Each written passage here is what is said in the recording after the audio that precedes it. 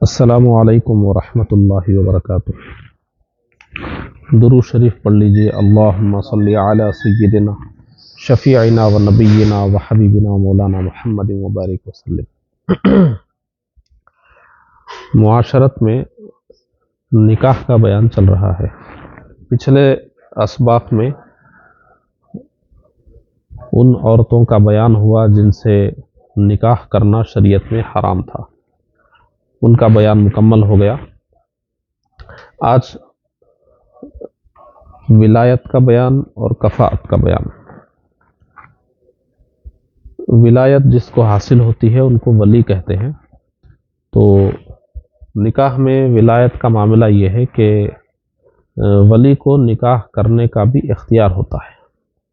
تو جب نکاح کی بات آئے گی تو سوال پیدا ہوگا ولی کون ہے، اور بھی کچھ مسائل ہیں جن میں ولی کی بات آتی ہے۔ تو ولایت کا بیان پڑھیں گے، اور کفاءت یعنی برابری، لڑکی یعنی عورت کا نکاح جس مرد سے ہو رہا ہے وہ مرد عورت کے برابر کا ہونا چاہیے، جوڑ کا ہونا چاہیے، اس کی تفصیل پڑھیں گے۔ سب سے پہلے دیکھیے ولایت کا مقصد کیا ہے شریعت میں، کہ کسی بھی مرد یا عورت کے ولی ہوتے ہیں۔ ولی کی جمع اولیاء ہے، تو باپ ہے، بیٹا ہے، بھائی ہے، چچا ہے، یہ جو رشتہ دار ہیں ان میں سے کون کون رشتہ دار ولی ہے کون نہیں ہے وہ تو آگے بتاؤں گا، لیکن ولایت کا مقصد کیا ہے اس کو پہلے سمجھیے کہ اسلام میں یہ ولایت کا شعبہ کیوں ہے۔ دیکھیے انسان کو دنیا میں بعض معاملات میں دوسرے کی ضرورت پڑتی ہے، وہ اپنی ضروریات خود پوری نہیں کر سکتا، دوسرے کی ضرورت پڑے گی اس کو۔ جیسے مثال کے طور پہ لے لیجئے، انسان پیدا ہی ہوتا ہے تو پیدا ہونے کے بعد سے کمانے کے قابل ہونے تک وہ خود تو کما سکتا نہیں، تو بہرحال کوئی کمانے والا ہو جو کمائے محنت مشقت کر کے اور اس کو بٹھا کر کھلائے۔ تو بچہ خود سے تو کما کر کھا نہیں سکتا، بہرحال بچہ کسی دوسرے انسان کا محتاج ہے جو اس کی ضرورتیں پوری کرے۔ ایسے ہی نکاح کے معاملات ہیں، عورتیں نکاح کے معاملات خود سے نہیں کر سکتی، تو وہ دوسرے کسی مرد کی محتاج ہیں کہ وہ ان کے وہ سب معاملات انجام دیں۔ جب ایک مسلمان کا انتقال ہو جائے تو اب وہ مسلمان ایسا تو نہیں ہے کہ خود سے اپنا غسل کر لے گا، خود سے جا کے دفن ہو جائے گا، کسی کا محتاج ہے، میت کسی کی محتاج ہے، تو اس کو غسل دینا، کفن دینا، لے جانا، دفن کرنا، جنازہ پڑھوانا، کون ہے اس کا ذمہ دار؟ ایسے ہی بہت ساری چیزیں ہیں۔ ایک شخص ہے وہ کمانے کے قابل نہیں ہے، ایسی بیماری میں ہے، یا وہ ایسا ہے ہی اپاہج اور لاچار، وہ کما نہیں سکتا، تو اس کی زندگی کیسے چلے گی؟ ذمہ دار کون ہے اس کا؟ تو اسلام کسی بھی شخص کو بے سہارا نہیں چھوڑتا ہے۔ اسلام ایک ایسا نظام دیتا ہے کہ ہر انسان کی ضرورت پوری ہو جائے، ہر انسان کی ضرورت پوری ہو جائے۔ تو اس کے لیے اسلام میں ولایت کا نظام ہے کہ ذمہ دار کون ہے، ذمہ داروں کی فہرست میں کون کون آتے ہیں، تو انہی کو ہم کیا بولتے ہیں؟ ولی بولتے ہیں یا اولیاء بولتے ہیں۔ تو یہ جو ذمہ دار ہوتے ہیں، ولی یا اولیاء ہم جن کو بول رہے ہیں، ان کی ذمہ داری ہوتی ہے۔ اگر فرض کیجئے ایک شخص کمانے کے قابل نہیں ہے، اپاہج ہے، لنگڑا لولا ہے، تو اب اس کو کھلانے پلانے کی اور اس کی ضرورت پوری کرنے کی ذمہ داری اس کے فلاں فلاں رشتہ دار پر ہوگی، وہ اس کے ولی ہوں گے، ان کی ذمہ داری ہے۔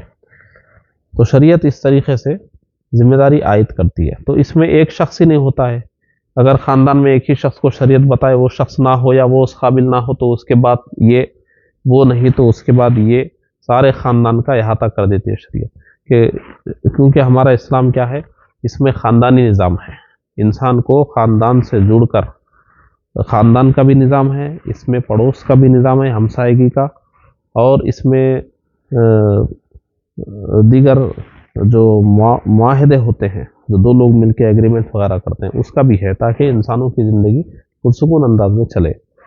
تو اب یہ جو خاندان کے جن لوگوں کو ذمہ دار بنا رہے ہیں، ایسا نہیں کہ ان کو مفت میں ذمہ دار بنا دیے کہ آپ ذمہ داری اٹھاؤ، بلکہ جس کے ذمہ دار بن رہے ہیں تو اگر وہ محتاج ہیں تو یہ ذمہ داری پوری کریں گے، اگر محتاج نہیں ہے مالدار ہے تو ان کی وراثت میں ان کو بھی ملے گا۔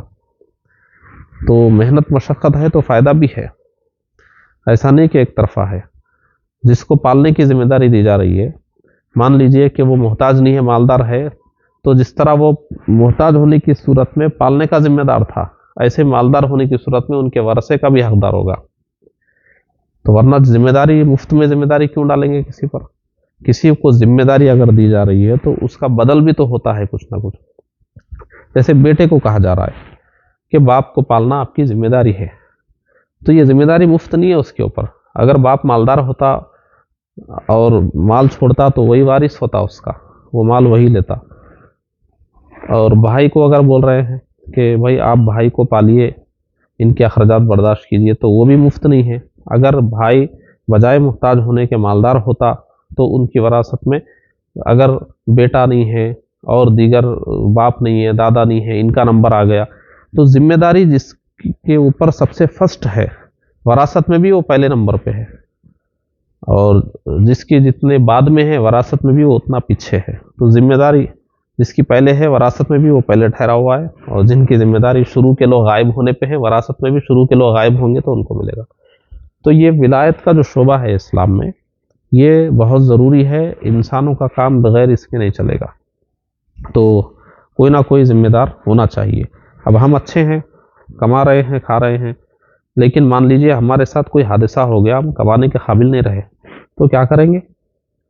تو اسلام اس کے لیے کسی کو ذمہ دار بنائے گا۔ میں ہوں، اگر ہمارے والد صاحب ہیں تو ان کو بولیں گے کہ آپ اخراجات برداشت کیجیے، یا بھائی ہیں تو ان کو بولیں گے، اولاد ہیں کمانے کے قابل ان کو بولیں گے۔ تو انسان کہیں بھی بے سہارا نہیں ہے۔ اور ایسے ہی دوسرا سوچئے کہ اگر میں مال چھوڑ کر گیا تو پھر انہی لوگوں کو مال بھی ملے گا، تو ذمہ دار بھی بن رہے ہیں اور دوسری صورت میں فائدہ بھی ہو سکتا ہے۔ تو یہ خاندانی نظام ہے اسلام میں، ولایت کی بہت اہمیت ہے۔ تو اس میں دیکھیے ولایت 4 چیزوں کی وجہ سے ثابت ہوتی ہے۔ کوئی بھی شخص کسی کا ولی ہوتا ہے تو وہ انہی 4 میں سے کسی ایک چیز کی وجہ سے ہوتا ہے۔ تو جیسے دیکھیے، سب سے پہلے ہے قرابت، یعنی رشتہ داری۔ ایک لڑکی کا نکاح ہو رہا ہے تو اس لڑکی کے جو والد ہیں وہ ولی ہیں اس کے، وہی ساری نکاح کی ذمہ داری انجام دیں گے۔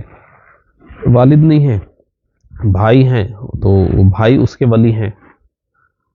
اور کبھی کبھی ایسا ہوتا ہے کہ کوئی اولاد والی عورت بیوہ ہو گئی اور بچے بھی بالغ ہیں، بڑے ہیں، بچے بھی بڑے ہیں، اور ماں بیوہ ہو گئی پھر، اور دوسرا نکاح ماں کا پھر کروا رہے ہیں، نکاح کی عمر میں ہے، تو اب بیٹا ولی ہوگا، تو باپ ولی ہوگا یا بھائی ولی ہوگا یا بیٹا ولی ہوگا۔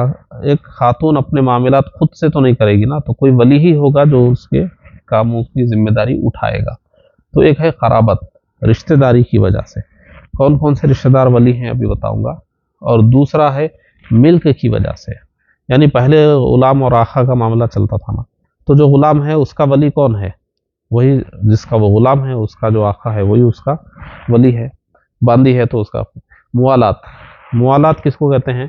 کوئی نو مسلم ہوتے ہیں تو وہ جس کے ہاتھ پہ اسلام قبول کرتے ہیں یا کسی مسلمان کو وہ اپنا ولی بنا لیتے ہیں، ایک عقد موالات کر لیتے ہیں، تو اس میں کیا ہوتا ہے کہ وہ ذمہ داری بھی آتی ہے ان کے اوپر، پھر ان کے مال کے وہ وارث بھی بنتے ہیں۔ تو کوئی نو مسلم کسی مسلمان سے عقد موالات کر لیے تو کیا ہوگا؟ ان کے ذمہ دار بھی ہوں گے، اور اگر وہ انتقال کر جائیں مال چھوڑے تو ان کو ملے گا بھی۔ تو یہ اس طرح عقد موالات سے بھی ولی بن جاتے ہیں۔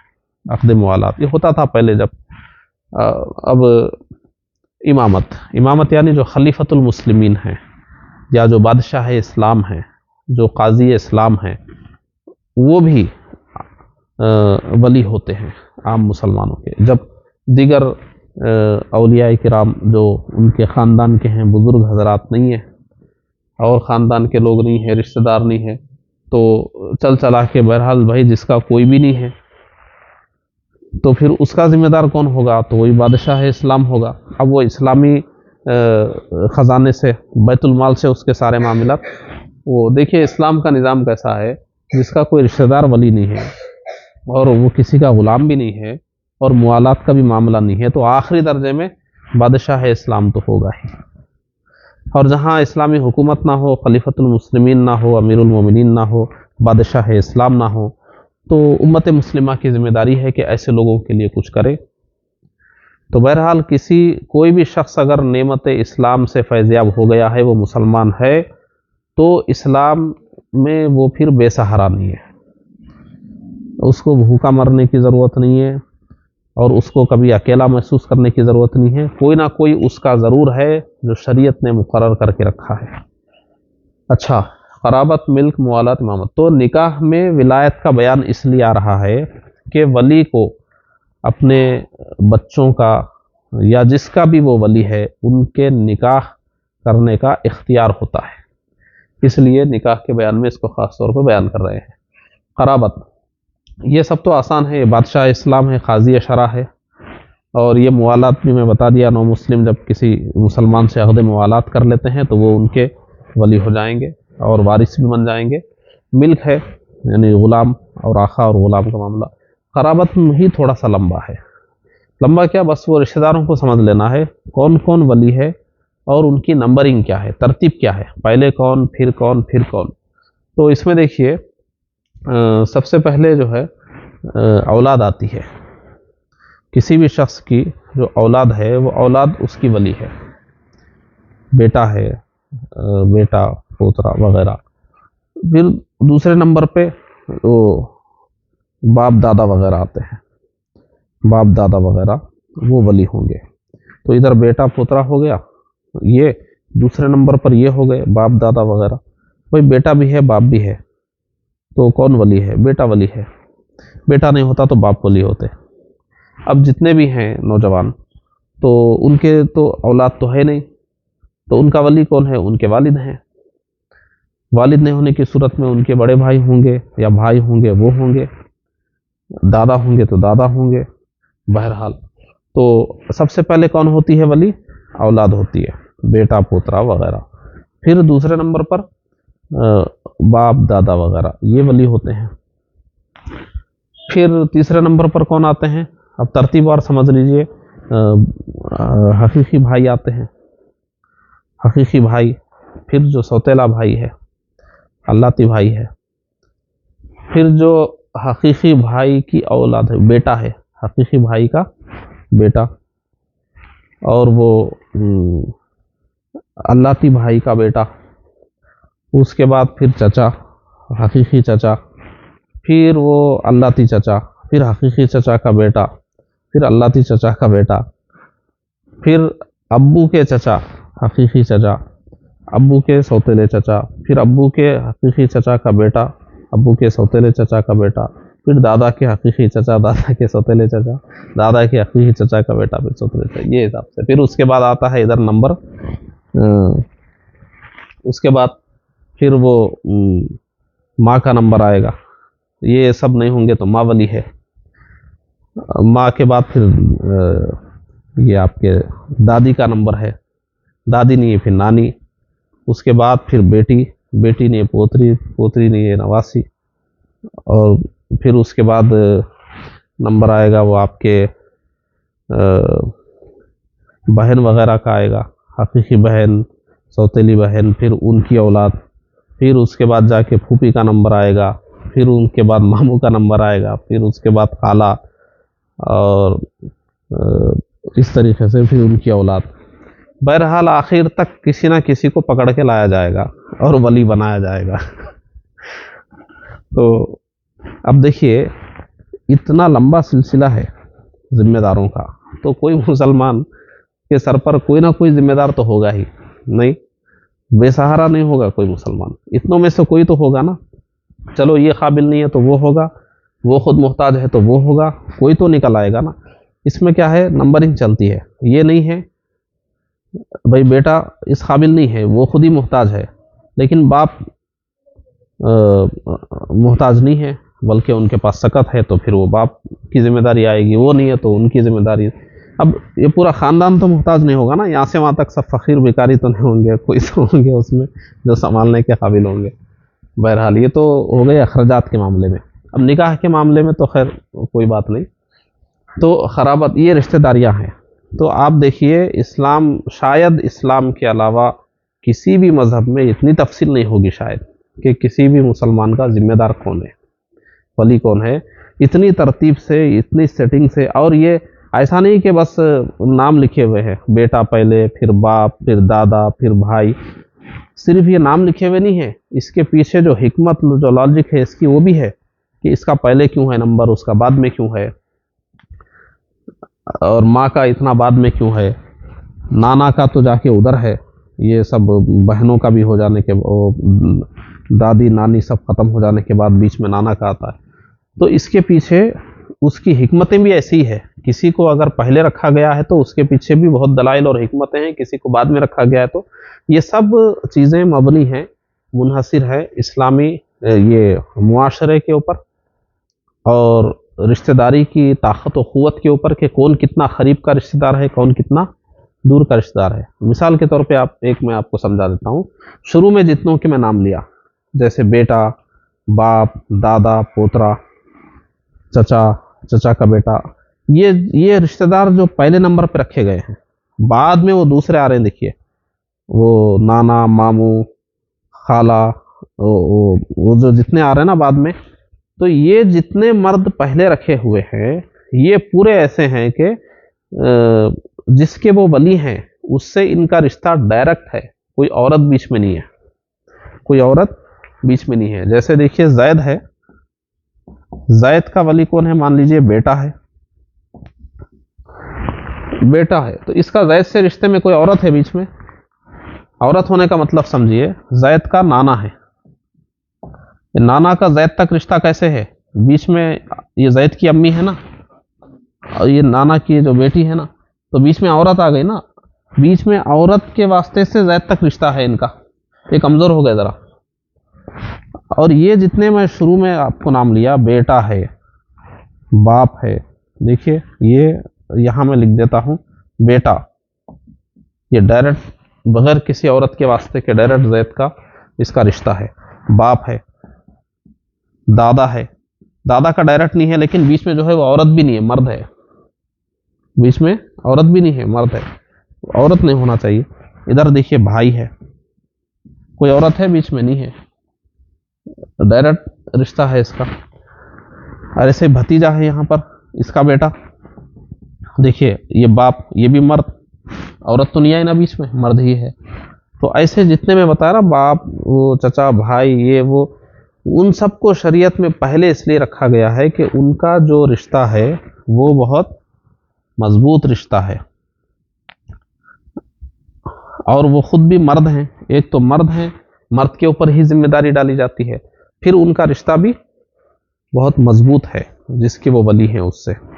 تو بہرحال اس کی کچھ حکمتیں تھیں ولایت کی، اور یہ ولایت کے اسباب تھے۔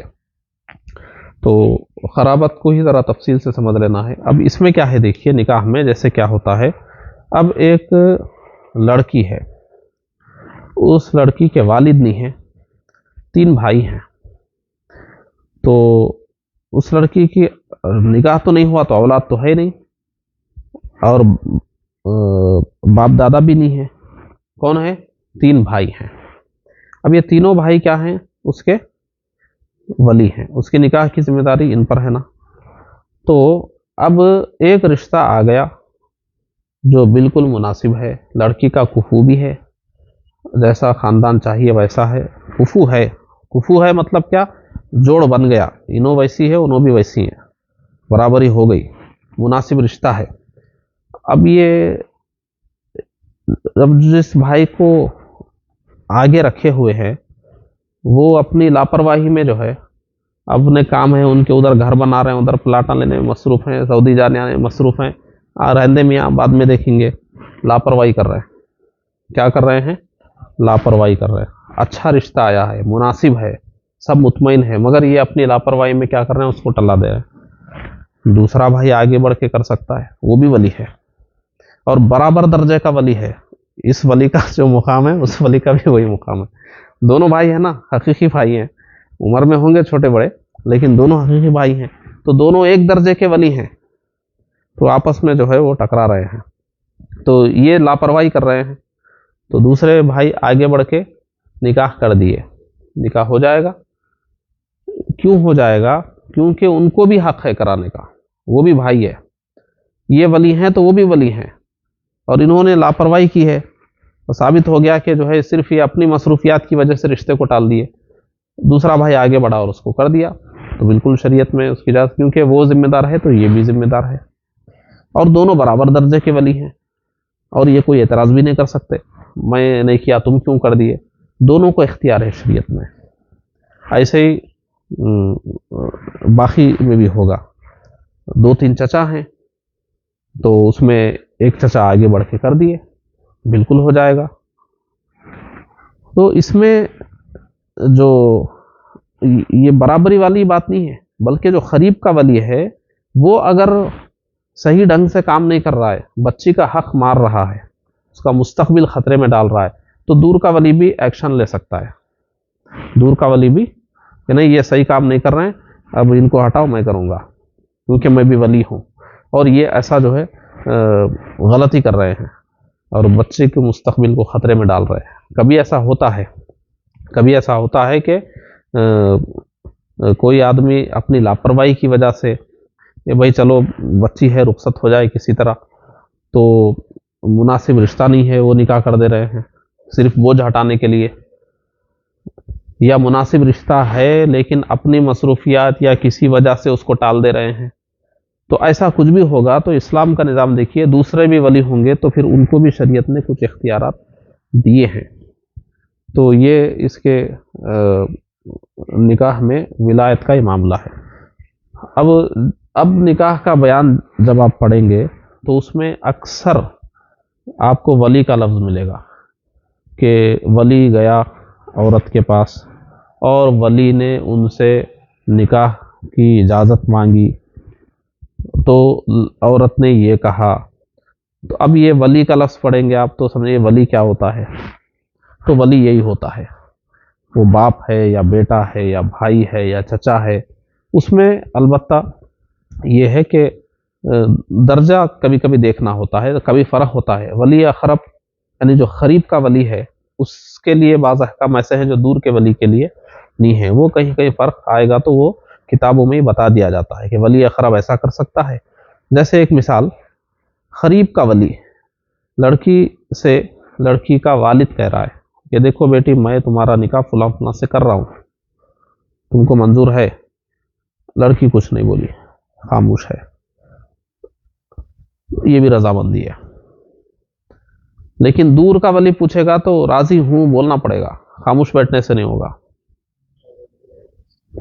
تو ایسا بعض جگہوں پر فرق ملے گا کہ قریب کے ولی کے ساتھ الگ کچھ حکم شرع ہے، دور کے ولی کے ساتھ کچھ الگ حکم شرع ہے۔ اچھا، اور جو قریب کے ولی ہیں جیسے والد ہیں یا دادا ہیں، ان کو کچھ اختیارات زیادہ ہوتے ہیں۔ اب جو چچا ہیں یا چچا کے بیٹے ہیں وہ بھی ولی ہیں مگر ان کے اختیارات ان سے کم ہوتے ہیں، تو اختیارات کا بھی فرق ہوگا۔ اس سے بھی فرق پڑتا ہے کہ نابالغ کا نکاح باپ دادا کرا رہے ہیں تو ان کو جتنے اختیارات حاصل ہیں وہ دور کے ولی کو نہیں ہے، چچا کو یا جو چچا کے بیٹے وغیرہ ہیں یا دوسرے ان کو حاصل نہیں ہے جتنے اختیارات ان کو ہے۔ بعض صورتوں میں یہ کریں گے تو نکاح ہو جائے گا مگر وہ دور کا ولی کرے گا تو نہیں ہوگا، تو ایسی تھوڑی چیزوں کا بھی فرق آتا ہے۔ تو اس میں ایک تو یہ سمجھنا ہے کہ ترتیب سے سمجھنا ہے کہ پہلے نمبر پہ کون ہے اور بعد کے نمبر پر کون ہے۔ اس کا فرق یہ بھی پڑتا ہے کہ احکام میں کبھی جو پہلے نمبر والا ولی کچھ کام کرے تو وہ شرعاً نافذ ہو جاتا ہے، اور دور والا کرے تو کبھی کبھی نہیں ہوتا ہے۔ تو تمام یہ جو ولی ہیں نکاح کے سب کے اختیارات بھی برابر نہیں ہیں۔ تو بہرحال تو خرابت، ملک، موالات، امامت، اس میں خرابت میں رشتوں کو آپ سمجھ لیجئے، عام طور سے جو نکاح ہوتے ہیں بالعموم جو نکاح ہو رہے ہیں، چونکہ اس میں عموماً ہمارے پاس نکاح جو ایسا ہی ہوتا ہے کہ وہی لڑکی کا جو پہلا نکاح ہے وہی نکاح ہے. بیواؤں کے نکاح یا مطلقہ کے نکاح بہت ہی کم ہوتے ہیں. تو عموماً یہی شکل ہوتی ہے کہ یا تو باپ ولی ہوتا ہے یا دادا ولی ہوتے ہیں یا پھر بھائی ولی ہوتے ہیں. کبھی کبھی دیکھیے آپ ایسا ہوتا ہے کہ بعض لوگ نواسی کو پال لیتے ہیں. یعنی نانیوں کے پاس پیدائش کے بعد بچے ہوتے ہیں. نانیاں اکثر خدمت کرتی ہیں بچوں کی. پھر بچے ذرا نانیوں سے زیادہ مانوس ہے تو وہیں پلتے بڑھتے ہیں, وہیں بڑے ہو جاتے ہیں. تو کبھی کبھی ایسا ہوتا ہے کہ نواسی ہے, نانا نانی چاہ رہے ہیں کہ ہماری نواسی کا رشتہ فلاں جگہ کریں, لیکن باپ کو اعتراض ہے. باپ کو اعتراض ہے, یعنی داماد کو ان کے نواسی کا نکاح ان لوگ کرانا چاہ رہے ہیں ایک جگہ, اور داماد کو اعتراض ہے, یعنی لڑکی کے باپ کو اعتراض ہے, لڑکی کے نانا نانی کرانا چاہ رہے ہیں. اب باپ کو اعتراض ہے, لیکن یہ لوگ کیا کرتے ہیں, نواسی ان کے پاس پلی بڑی, انہی کے ہاتھ میں ہے بالکل, یہ جو بولے وہی سنتی ہے. والد سے زیادہ نانا نانی کو ترجیح دیتی ہے, انہی کے پاس پلی بڑی, ان سے ہی لگاؤ ہے ان کی بات. اب وہ زبردستی کیا کر رہے ہیں, اب یہ راضی ہو یا نہ ہو ہم تو کرائیں گے ہی. تو نانی یا نانا کا ولایت میں کون سا نمبر ہے دیکھیے آپ. ہاں, باپ کا تو دوسرا ہی نمبر ہے. اب یہاں تو بیٹا تو ہے نہیں, تو باپ ہی ہے. اور ان کا کہاں ہے, باپ کے بعد وہ دادا, پھر بھائی بھتیجے چچا, یہ وہ سب کوئی نہیں رہنے کے بعد وہ ماں, پھر ماں بھی نہیں ہے تو پھر ماں بھی نہیں ہے. ماں کے بعد پھر دادی, دادی بھی نہیں ہے. اس کے بعد نانی آ رہی ہے. پھر نانی کے بعد پھر کون ہے, نانی کے بعد پھر وہ دوسرے کچھ ہیں, بیٹی ہے, پوتری ہے, نواسی ہے, پوتری کی بیٹی ہے, نواسی کی بیٹی ہے. وہ اس کے بعد کہیں جا کے پھر نانا کا نمبر آ رہا ہے. تو اتنی دور کے ولی ہیں کون, نانا اور نانی. اور جو فرسٹ نمبر کا ولی ہے بیچارہ باپ, اس کو دبا کے تم آؤ یا نہ آؤ, تم جاؤ کچھ بھی کرو, ہم تم بچی کا نکاح کر دیں گے. تو حق مار رہے ہیں کہ نہیں مار رہے ہیں, حق مار رہے ہیں. تو ایسے بہت سے معاملات میں خود دیکھا ہوا ہوں, ایسا ہوتا ہے. تو یہ سب علم نہیں ہونے کی وجہ سے. اگر یہ کیا سمجھتے ہیں, ہم بچپن سے پالے ہیں, ہم بڑا کیے. آپ پالیے, بڑا کیجئے, کچھ بھی کیجئے, جو پیدا کیا وہی بڑا ہے. حتیٰ کہ دیکھیے یہاں تک مسئلہ ہے فقہ میں کہ ایک بچے کو آپ گود لے لیے, متبنہ بنا لیے, یا کہیں پڑا ہوا تھا آپ لا کے پال لیے, جیسے اولاد کو پالتے ہیں ویسے پالے, پھر بھی آپ ولی نہیں ہیں اس کے, پھر بھی آپ اس کے ولی نہیں ہے. کیونکہ ولی کیسے بنتے ہیں, قرابت سے. وہ تو ہے نہیں, ملک بھی نہیں ہے, موالات بھی نہیں ہے, امامت بھی نہیں ہے. تو کچھ بھی نہیں ہے تو ولی کیسا بنیں گے, تو ولی بنیں گے ہی نہیں, ولی بنیں گے نہیں. اب دیکھیے, اب یہ بھی بہت ہوتا ہے, لوگ پال لیتے ہیں, ٹھیک ہے, اب وہ پال لیے, اب اس کے بعد دیکھیے ولی تو ہے نہیں ہے. اب ولی کون ہے, باپ ہے. ولی کون ہے, اب باپ کی نہیں سنتے, باپ کو اعتراض ہے تو بھی یہ اپنا جو کرنا ہے. تو آپ پال لینے کی وجہ سے آپ ولی نہیں بن جائیں گے. کیونکہ ولی کیسے بنتے ہیں, رشتے سے. رشتہ پال لینے سے کیا رشتہ قائم ہو جائے گا, خون کا رشتہ چاہیے, اور باقی تو خیر ویسے بھی نہیں ہے. تو اب کوئی سبب نہیں پایا جا رہا تو وہ ولی نہیں ہے. تو اس طرح جو لوگ پال لیتے ہیں نا, وہ لوگ بھی بعد میں سب ذمہ دار بن جاتے ہیں. تو اگر یہ سب چیزیں معلوم رہے تو جلدی سے آدمی پالنے کا سوچے گا ہی نہیں کہ بھائی سب کچھ کرو. پھر وہ نامحرم بھی بنے گا بڑا ہونے کے بعد, اور پھر اس کے ولی بھی ہم نہیں بنیں گے, وراثت کے معاملات بھی صحیح نہیں ہے. تو بہرحال دیکھیے, تو معاشرے میں ایسی تھوڑی چیزیں ہیں کہ جو ولی ہے وہ بیچارے کا حق دبا دیتے ہیں, اور جن کو حق نہیں ہے وہ لوگ آگے بڑھ کے نکاح کے معاملات ہاتھ میں لے لیتے ہیں. چلیے دیکھیے, اب ایک بات اور ہے یہاں پر.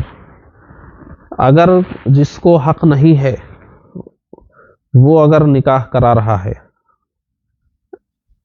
تو اس میں یہ ہے کہ اگر وہ بالغہ ہے, یعنی دیکھیے عورت جو بالغہ ہے اس کی مرضی سے ہی نکاح ہو سکتا ہے, اس کی مرضی سے ہی نکاح ہو سکتا ہے. اس کی مرضی کے بغیر ولی بھی نہیں کر سکتا, اس کی مرضی کے بغیر ولی بھی نہیں کر سکتا. لیکن وہ ایسی جگہ نکاح ہوا ہے کہ بے عزتی کی بات ہو رہی ہے، تو یہ ولیوں کو اختیار رہے گا اس نکاح کو فسخ کرانے کا کہ نہیں بھائی ایسا نہیں ہو سکتا، اس میں پورے جتنے اس کے ولی ہیں نا ان سب کی بے عزتی ہے. کہیں بھی جائیں گے تو کوئی کیا بولیں گے، ارے وہ آپ کی بہن کا رشتہ کہاں ہو گیا، ارے وہ آپ کے چچا کی بیٹی کا، وہ آپ کی بھتیجی کا رشتہ کہاں ہو گیا. ایسی جگہوں پہ کر دیے، ہر ایک کو آر ہے، ہر جگہ بدنامی سب کی ہے اس میں، تو یہ لوگ اعتراض کر سکتے ہیں. تو یہ چیزیں ہیں.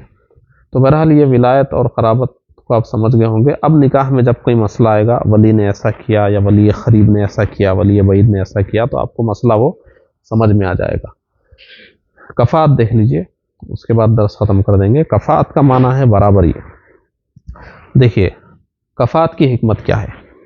انسانوں میں جب رشتہ داریاں ہوتی ہے، نکاح کا رشتہ ہوتا ہے، تو لڑکی والے یہ چاہتے ہیں کہ ہماری لڑکی جس مرد کے نکاح میں جائے وہ ایسا نہ ہو جس سے ہماری بے عزتی ہو، وہ ہماری لڑکی سے نکاح کرنے کے بعد بھی ہم معاشرے میں عزت سے رہ سکیں، کوئی ہم کو تانا نہ دے.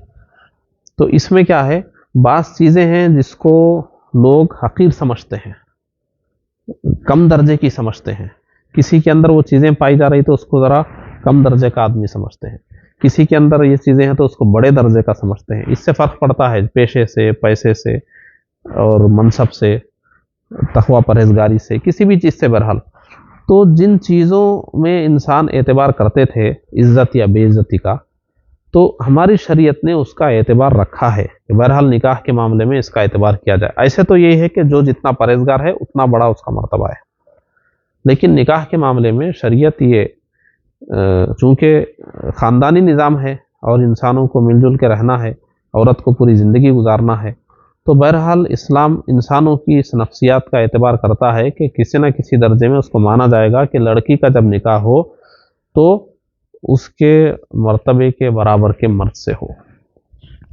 اب وہ مرتبہ چیک کیسے کیا جائے گا، یہ لڑکا اس لڑکی کا جوڑ ہے، اس کے برابر ہے، کیسے پتہ چلے گا. تو اس میں 6 چیزیں دیکھی جاتی ہے. نسب میں برابری ہونا چاہیے، نسب میں برابری ہونا چاہیے. لڑکا صدیقی ہے، لڑکی عثمانی ہے، ٹھیک ہے، برابر ہے دونوں. صدیقی عثمانی دونوں بھی قریشی ہیں، دونوں ایک دوسرے، ان کو انسیار نہیں ہوگا، ان کو انسیار نہیں ہوگا. یہ صدیقی ہیں تو وہ بھی عثمانی ہیں. اور اس طریقے سے نسب میں. اب نسب میں مان لیجئے کہ صدیقی ہیں، اور کون ہے، یہ لڑکی جو ہے وہ صدیقی خاندان کی ہے، اور جا کے بالکل وہ کوئی چھوٹی سی برادری کوئی ہے نداف وغیرہ، وہ اس خاندان سے لڑکا ہے، تو معاشرے میں عار ہوگا. عموماً لوگ جس چیز کو بہتر نہیں سمجھتے کہ بھئی یہ ان کے جوڑ کے لیے ہے، تو برادری کا اس کا اعتبار کرتے ہیں لوگ. تو نسب دیکھا جائے گا کہ نسب خاندان کیا ہے.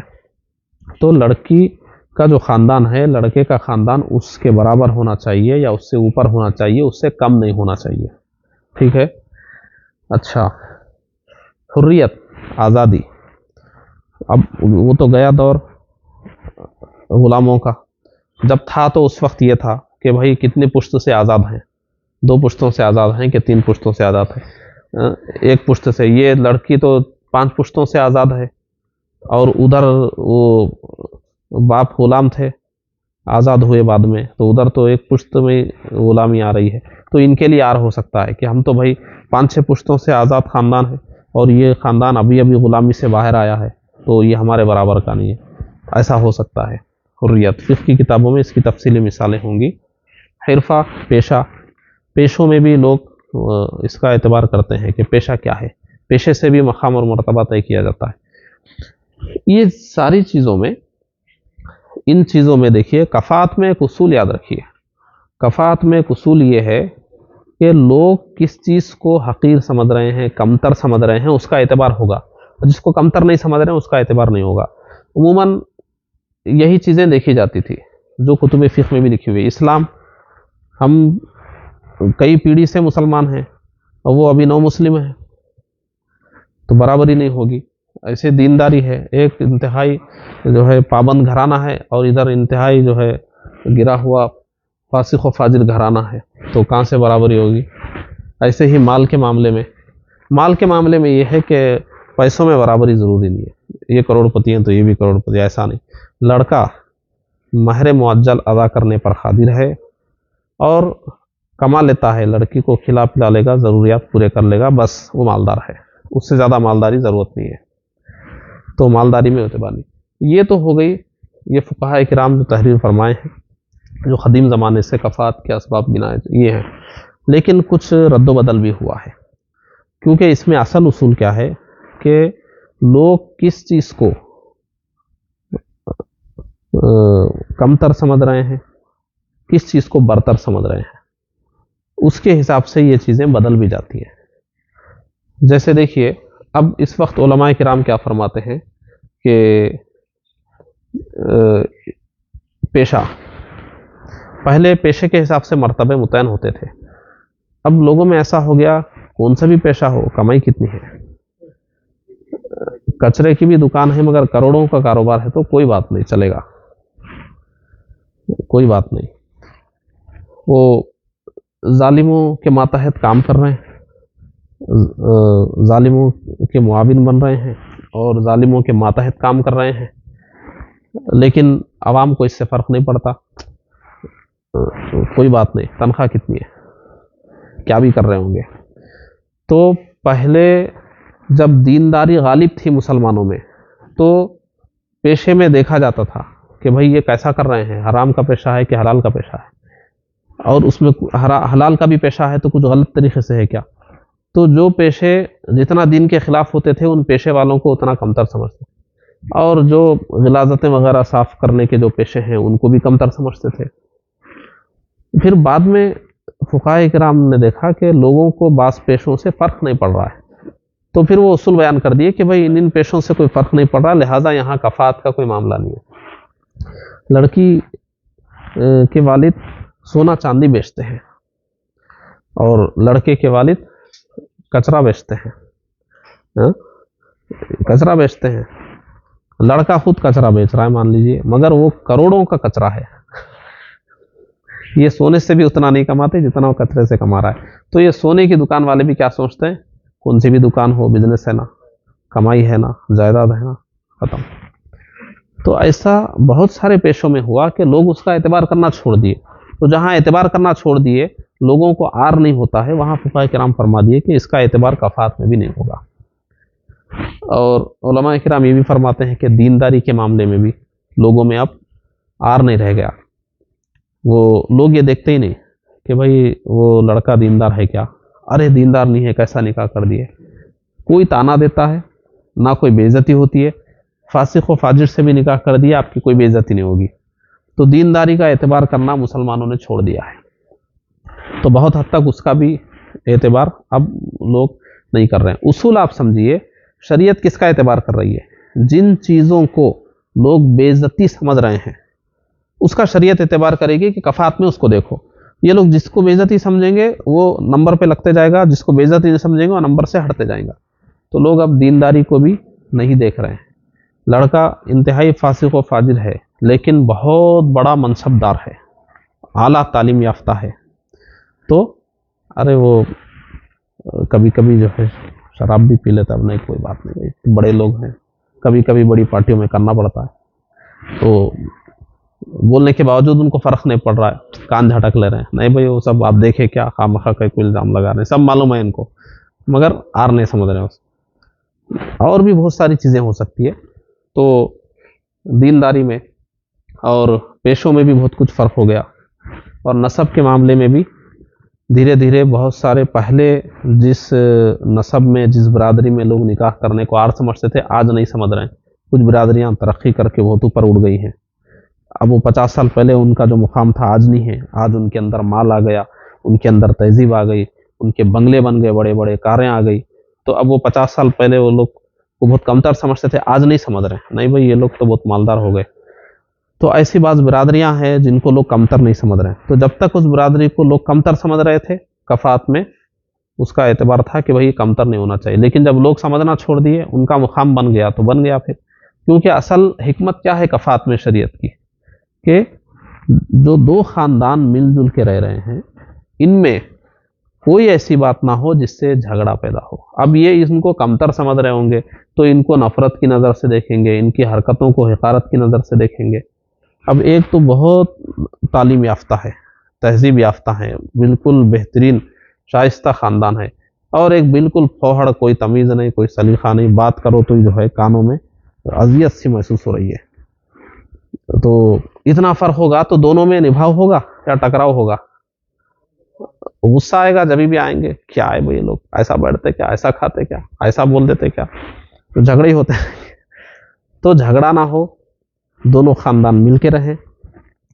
اس لیے اسلام ان چیزوں کا اعتبار کرتا ہے کہ کیوں جھگڑا، اپنے برابر کا جو سمجھ میں آ رہا ہے اسی سے کرو، بعد میں آپ کو بھی بولنے کا موقع نہیں ملے گا، ارے وہ لوگ ایسے ہیں، وہ لوگ ویسے ہیں، برابر کے ہیں، شکایت کا موقع نہیں ملے گا.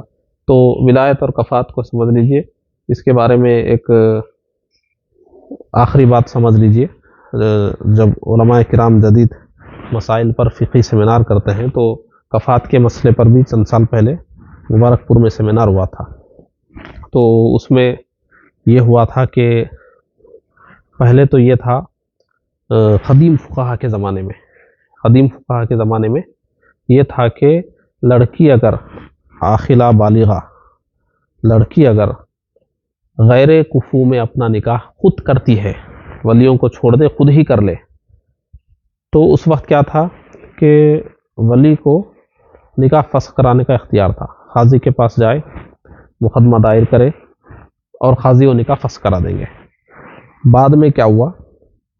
بعد میں یہ ہوا کہ مشکل ہو گیا، اتنے مقدمے زیادہ ہو گئے کہ یہ قاضی کے پاس مقدمہ کریں، پھر قاضی کے پاس ان کی حاضری ہو، پھر پیشی ہو، وہ ثبوت دیے جائیں، سب کیے جائیں، اور پھر ان کا نمبر آئے.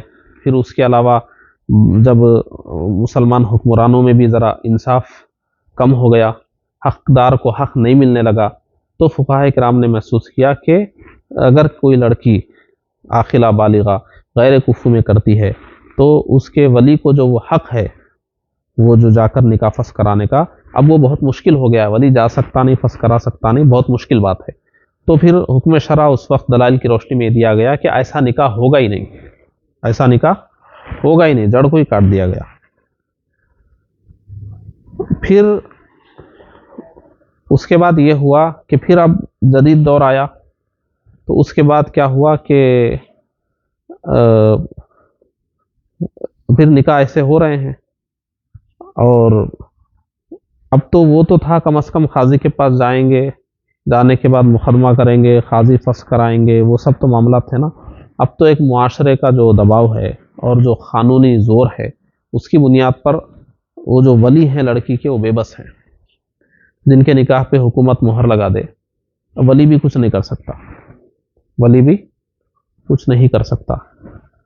تو پھر یہ ہوا کہ اب یہ جو ایسے جو نکاح ہو رہے ہیں، ولی بھی کچھ نہیں کر سکتا، اور یہ اگر اس کو نکاح نہ مانے تو ساری زندگی وہ لوگ حرام کاری میں ہی مانے جائیں گے. تو پھر یہ ہوا کہ اب تو نکاح تو ہو گیا ہے، ولی کے پاس تو طاقت ہی نہیں ہے اس کو ختم کرنے کرانے کی. تو وہ جو پرانا حکم تھا نا، نکاح تو ہو جائے گا مگر ولی فسخ کرا سکتا ہے قاضی کے پاس جا کر، تو وہ پرانا حکم جو امام اعظم کا تھا اسی کو پھر نافذ کرنے کی بات ہوئی کہ کم از کم وہ لوگ حرام کاری کے حکم میں تو نہیں آئیں گے، نکاح نافذ ہو جائے گا. تو کیونکہ ولی کو تو جا کے فسخ کرانے کا معاملہ ہی نہیں ہے، تو پرانا جو موقف تھا اس کو اگر لاگو کیا جائے گا تو کیا ہوگا؟ ان کا نکاح صحیح ہو جائے گا. بہرحال وہ غلط قدم اٹھائے ہیں لیکن نکاح تو صحیح ہو جائے گا، حرام کاری تو نہیں ہوگی، اولاد تو جائز ہوگی. لیکن وہ جو بعد میں جو تبدیلی کی گئی تھی اس کو نافذ کریں گے کہ نکاح ہوگا ہی نہیں، تو پھر وہ ساری زندگی حرام کاری میں مبتلا مانے جائیں گے.